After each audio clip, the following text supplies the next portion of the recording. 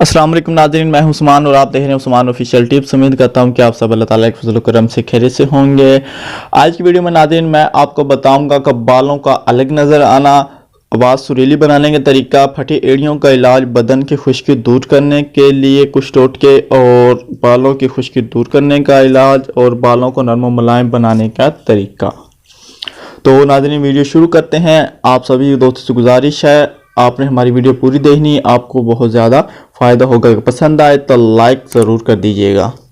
बालों का अलग अलग नज़र आना, अगर आप चाहते हैं कि बाल धोने के बाद अलग अलग नज़र आए तो बालों की जड़ों में दूध का हल्का सा मसाज करना चाहिए। इसके बाद नीम गर्म पानी में नींबू निचोड़ कर बालों में डाल दिया जाए तो बाल जड़े हुए होंगे, जो बाल वो अलग अलग नज़र आएंगे, यानी बिल्कुल सिल्की सिल्की हो जाएंगे।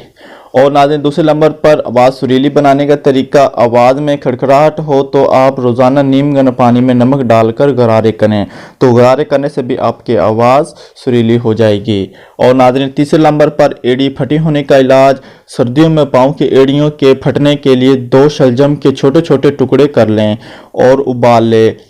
काबिल बर्दाश्त गर्म पानी में नमक और सरसों का तेल मिलाएं और फिर पानी में जो अपने पाँव वो भिगो दें और कुछ देर बाद निकाल लें और फिर उसे साफ़ कर दें, तो इससे भी आपके जो फटी हुई एड़ी होगी वो इंशाल्लाह 1-2 बार के इस्तेमाल से ही ठीक हो जाएंगी।